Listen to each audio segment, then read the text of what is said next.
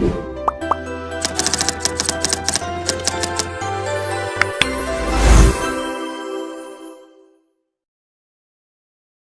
warahmatullahi wabarakatuh.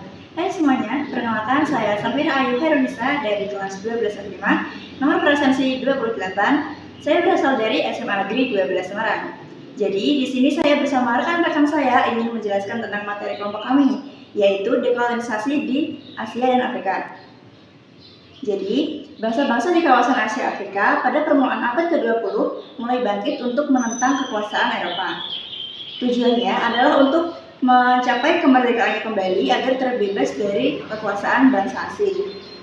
Kemudian, akibat kemenangan dari pasukan Jepang terhadap Rusia pada tahun 1905, mulailah proses dekolonisasi di Asia Afrika dengan diawali dengan bangkitnya rasa nasionalisme. Jadi teman-teman, nasionalisme merupakan suatu paham yang berpendapat bahwa kesetiaan tertinggi individu diberikan kepada negara. Langsung saja saya jelaskan beberapa gerakan nasionalisme yang ada di dekolonisasi Asia dan Afrika. Yang pertama, kenangan kejayaan masa lampau. Jadi sebelum datangnya bangsa-bangsa barat, banyak negara di Asia yang pernah menjadi kerajaan yang besar, kuat, dan berdaulat. Contohnya, India memiliki kejayaan pada masa Kekaisaran Asoka, sedangkan Indonesia memiliki kerajaan Sriwijaya dan Majapahit. Kenangan akan kejayaan tersebut membangkitkan rasa bangga, harga diri, dan juga keinginan untuk mengembalikan kembali kemerdekaan yang telah dirampas oleh penjajah. Yang kedua, ada penderitaan dan kesengsaraan akibat imperialisme. Imperialisme dan penjajahan membawa penderitaan bagi rakyat di Asia dan Afrika. Penjajah mengeksploitasi kekayaan alam, memaksa rakyat untuk bekerja, serta mengambil keuntungan sebesar-besarnya untuk kepentingan negaranya sendiri. Akibatnya, rakyat hidup miskin, tertindas, dan kehilangan kebebasan. Kondisi ini memicu perlawanan terhadap penjajah. Kemudian yang ketiga, munculnya golongan cendekiawan. Perkembangan pendidikan melahirkan golongan cendekiawan atau kaum terpelajar. Mereka memiliki pengetahuan yang lebih luas tentang kebebasan, persamaan hak, dan nasionalisme. Kaum cendekiawan kemudian mendirikan organisasi, menyebarkan semangat persatuan, dan memimpin perjuangan melawan penjajah. Kemudian yang keempat, ada kemenangan Jepang atas Rusia pada tahun 1905. Pada tahun 1905 ini, Jepang berhasil mengalahkan Rusia dalam perang Rusia-Jepang. Kemenangan ini menjadi peristiwa penting karena untuk pertama kalinya sebuah negara Asia mampu mengalahkan negara besar dari Eropa. Peristiwa tersebut membuktikan bahwa bangsa Asia memiliki kemampuan untuk melawan bangsa Barat. Akibatnya, semangat nasionalisme di berbagai negara Asia semakin meningkat dan mendorong rakyat untuk memperjuangkan kemerdekaan dari penjajahan. Kemudian yang terakhir, ada kemajuan dalam bidang politik, sosial, ekonomi, dan kebudayaan. Perkembangan di bidang politik, sosial, ekonomi, dan kebudayaan ini membuat masyarakat di negara-negara jajahan menjadi lebih maju dan sadar akan hak-haknya. Pendidikan yang semakin baik, berkembangnya organisasi, meningkatkan perekonomian, serta tumbuhnya rasa bangga terhadap budaya sendiri, mendorong masyarakat untuk bersatu. Kesadaran tersebut memperkuat nasionalisme dan keinginan untuk memperoleh kemerdekaannya. Untuk poin kedua, ada gerakan-gerakan nasionalisme yang tumbuh dan berkembang di Asia dan Afrika. Selanjutnya akan dijelaskan oleh rekan saya. Kenalkan, nama saya Muhammad Muhafi Alaki, absen 21. Di sini saya akan menjelaskan tentang gerakan nasionalis yang berkembang di Asia. Pada masa Kaisar Meiji, Jepang mulai gerakan nasionalisme Jepang. Pada masa Kaisar Meiji, Jepang mengalami modernisasi yang pesat sehingga menjadi negara yang kuat, terutama di bidang militer. Jepang berhasil mengalahkan Korea dan Rusia. Dalam peperangan, kemenangan tersebut menjadi inspirasi bagi bangsa Asia untuk bangkit melawan penjajahan Barat dan memperjuangkan kemerdekaan. Yang kedua yaitu B. Gerakan bangsa India. Gerakan nasionalis di India muncul karena meningkatnya orang terpelajar. Gerakan nasionalisme tersebut dipimpin oleh Mahatma Gandhi. Perjuangan yang dilakukan Mahatma Gandhi didasarkan oleh 4 konsep pertama, yaitu 1. Ahimsa, yaitu merupakan anti peperangan. 2. Hartal, merupakan gerakan tidak berbuat apapun. 3. Satyagraha, merupakan gerakan tidak bekerja untuk kolonial Belanda. Yang ketiga yaitu C. Gerakan nasionalisme Cina. Gerakan nasionalisme Cina muncul pada tahun 1911 dan dipimpin oleh Dr. Sun Yat-sen. Pergerakan nasionalisme Cina didasari oleh dua hal berikut. Satu, munculnya golongan pemuda Cina yang mendapatkan pendidikan barat. Golongan pemuda tersebut menginginkan negara Cina maju. Dua, adanya dominasi pemerintahan Mancuna di daratan Cina. Dominasi Mancuna ini menjadi dorongan rakyat Cina untuk melakukan perlawanan serta mendirikan Cina yang independen dan mandiri.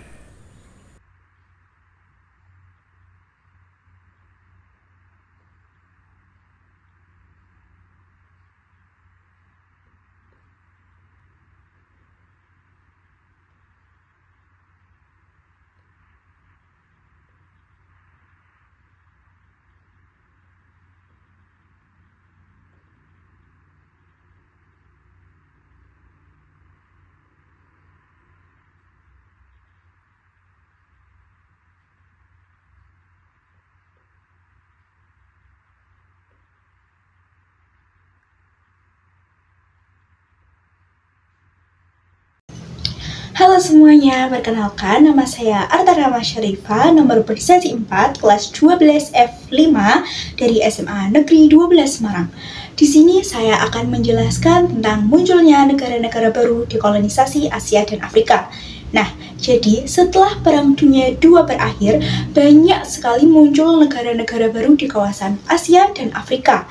Nah, negara-negara baru tersebut merupakan negara-negara yang berhasil membebaskan diri dari kekuasaan bangsa asing. Negara-negara tersebut antara lain yaitu yang pertama ada Filipina.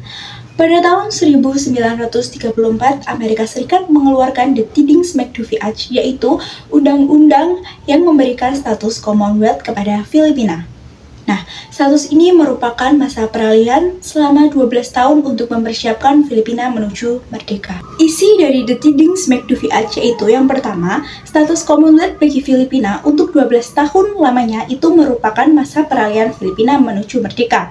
Yang kedua, bentuk republik bagi Filipina. Yang ketiga, wakil-wakil Amerika Serikat yang ada di Filipina berpangkat High Commissioner. Yang keempat, Undang-Undang Dasar disusun oleh seorang presiden sebagai kepala negara. Yang kelima, pangkalan-pangkalan perang tetap ada di tangan Amerika. Dan yang terakhir itu, Filipina sedikit demi sedikit sudah mulai keluar dari aturan bea Amerika. Nah, setelah Perang Dunia II berakhir ini, Amerika Serikat menepati janjinya yang ada di dalam The Tidings-McDuffie Act, yaitu memberikan kemerdekaan kepada Filipina pada tanggal 4 Juli 1946 dengan presiden pertamanya yaitu Manuel Roca-C Acuna. Setelah itu yang kedua ada Thailand. Thailand merupakan negara di Asia Tenggara yang sama sekali belum pernah dijajah oleh bangsa Barat. Namun, pada masa Perang Dunia II ini, Thailand terlibat dalam konflik karena mendapat tekanan dari Jepang. Pemerintahan Jepang yang dipimpin oleh Pibun Songram bekerja sama bersama Jepang dan menyatakan perang kepada sekutu. Namun di sisi lain banyak rakyat yang tidak setuju akan kebijakan tersebut. Lalu para kelompok rakyat Thailand yang tidak setuju adanya pemerintahan Thailand bekerja sama dengan Jepang pada masa Perang Dunia II ini, mereka membentuk gerakan Serite. Nah, gerakan Serite ini dipimpin oleh Pridi Banomyong yang bertujuan untuk membantu sekutu dan menentang Jepang. Gerakan Serite merupakan perlawanan melalui bawah tanah. Gerakan Serite ini dibentuk untuk menentang pendudukan dan pengaruh Jepang di Thailand. Yang kedua itu membantu negara-negara sekutu dalam Perang Dunia II. Dan yang terakhir itu menjaga kemerdekaan dan kedaulatan Jepang agar tidak sepenuhnya dikuasai oleh Jepang. Gerakan Serite tersebut yang sudah dilakukan itu antara lain yang pertama yaitu membantu agen-agen sekutu yang masuk ke dalam Thailand secara diam-diam. Yang kedua menyiapkan perlawanan. Yang ketiga melakukan sabotase atau mengganggu jalur logistik dan komunikasi Jepang. Yang keempat melindungi sekutu dari tangkapan Jepang. Dan yang kelima itu ada komunikasi secara rahasia atau intelijen kepada sekutu untuk memberitahu kegiatan dan posisi Jepang di Thailand pada saat itu.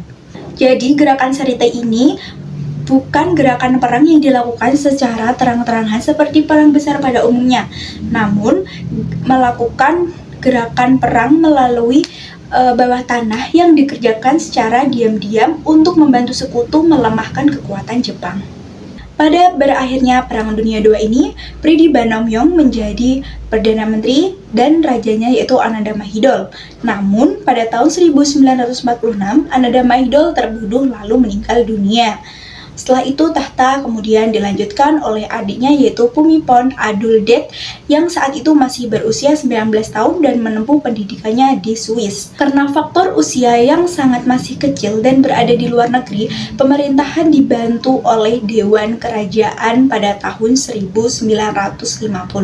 Selanjutnya yaitu ada Libya. Libya merupakan negara yang sangat diperebutkan oleh Prancis dan Inggris satu pihak dan Italia di pihak lain. Jadi sebenarnya sebelum pada Perang Dunia II berlangsung ini, Libya ini sudah menjadi wilayah jajahan Italia dari tahun 1911. Artinya pemerintahan Libya pada saat itu dikuasai atau dijalankan oleh Italia. Nah, dengan bantuan Muhammad Idris, Italia berhasil dikalahkan. Setelah berakhirnya Perang Dunia II ini pada tanggal 1 Januari 1952, PBB menetapkan Libya sebagai negara yang merdeka dengan rajanya yaitu Muhammad Idris.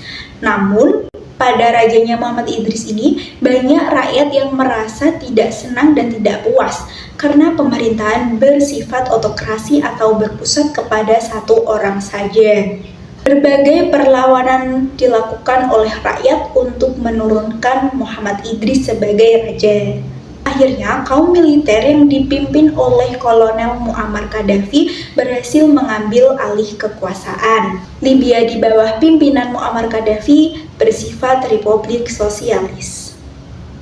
Setelah itu ada Vietnam. Pada tahun 1946 di Fontainebleau atau Prancis, terjadi perundingan antara Vietnam dan Prancis. Dalam perundingan tersebut, Prancis mengusulkan dan meminta untuk dibentuk 4 negara merdeka, yaitu Vietnam, Laos, Kamboja, dan Cochin Cina. Keempat negara baru tersebut akan bergabung ke Uni Prancis.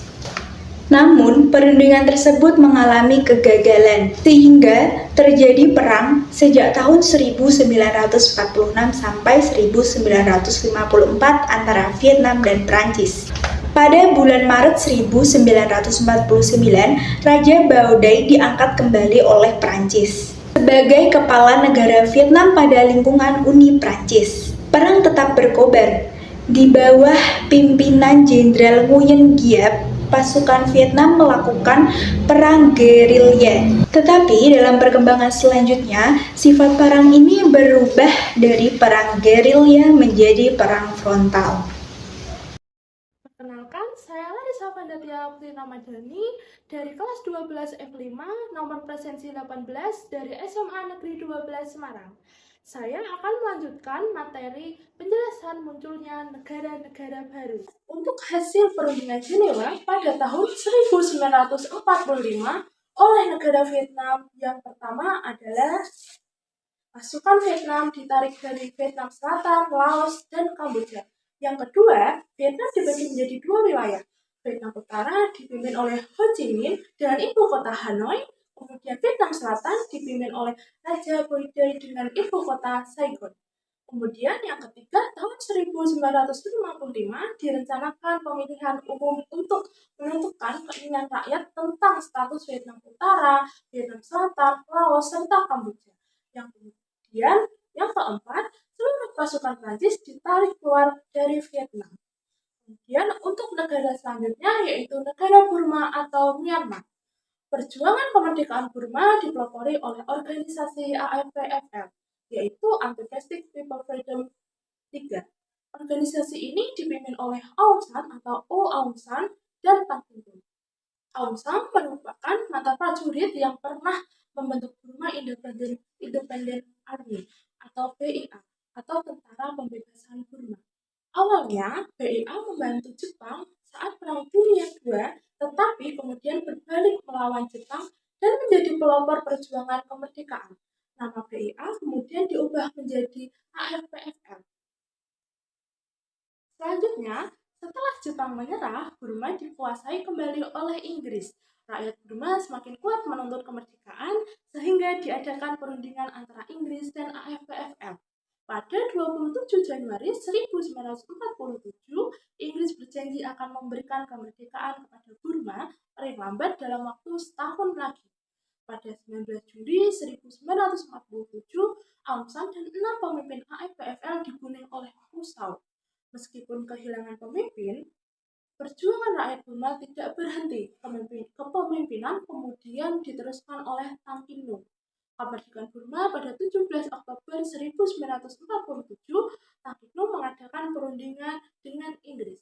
Hasilnya adalah No Atoll Agreement yang menetapkan Burma merdeka pada 4 Januari 1948. Burma resmi menjadi Republic of Union of Burma yang terdiri atas Sun State, Kachin State, dan Central Unit. Kemudian yang keenam, Mesir, negara Mesir, yaitu setelah Perang Dunia II, Inggris masih menguasai Mesir. Hal itu mengakibatkan perang anti-Inggris meluas di Mesir. Nasionalisme Mesir berkorban untuk mengusir Inggris keluar dari Mesir. Berikut hal-hal yang dituntut oleh Mesir. Yang pertama, tentara Inggris harus segera meninggalkan Mesir. Yang kedua, tentara Inggris harus keluar dari terusan Suez. Yang ketiga, Sudan harus dikembalikan kepada Mesir. Tuntutan tersebut muncul bersamaan berakhirnya mandat Inggris atas Palestina. Kemudian pasukan Inggris ditarik mundur. Setelah penarikan mundur pasukan Inggris di Mesir, terjadi kudeta yang dipimpin oleh Jenderal Muhammad Najib terhadap Raja Farouk pada 23 Juli 1952. Raja Farouk dianggap gagal membangun Mesir menjadi negara yang kuat.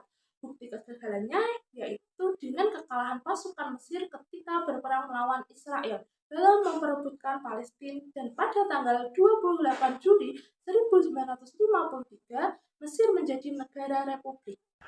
Kemudian negara yang ketujuh yaitu negara Aljazair.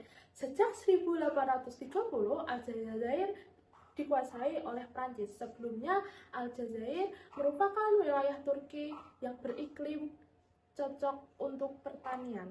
Banyak orang Prancis menetap di Aljazair dan menguasai 3/4 tanah pertanian.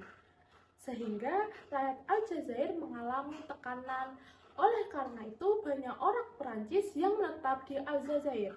Aljazair mendapat sebutan sebagai Prancis kedua atau French Algeria.